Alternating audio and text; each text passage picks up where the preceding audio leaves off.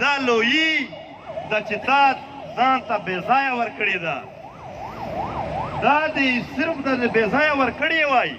هېڅ مسله نه وه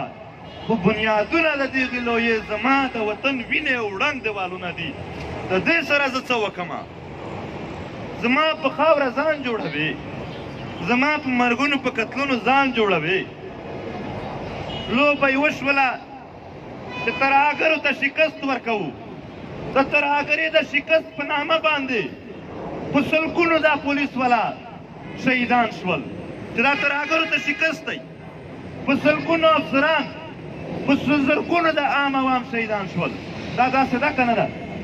بیرته په امریکا کې وزیر اعظم پاکستان وایي چې دا ترهګر زما ادارې ساتلي دي او زما فوج جوړ کړي دي نو زما دا پولیس زما دا افسران زما دا عوام بیا چا مړه کړل بیا څوک ذمهوار شول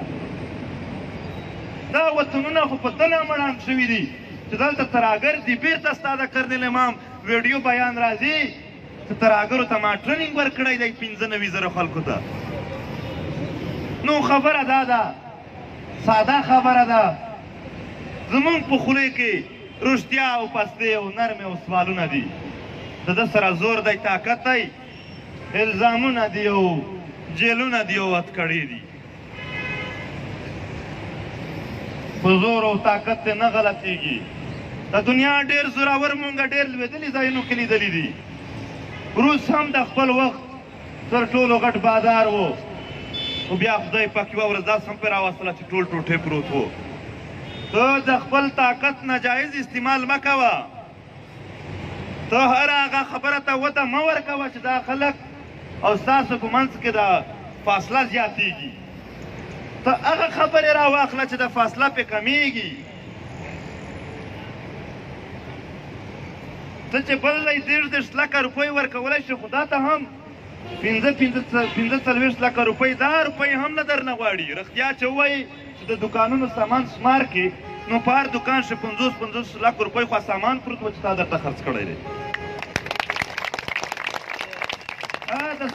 د دوکانونو خشت او ګاډر ټیرن ټول سامان چې راواخلې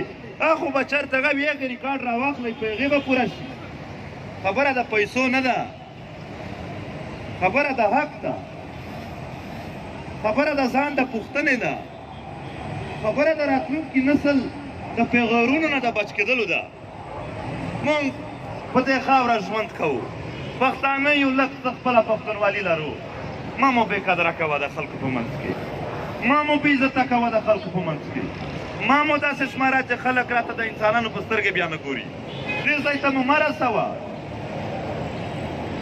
زمونږ هره خبره هر بیان دا وي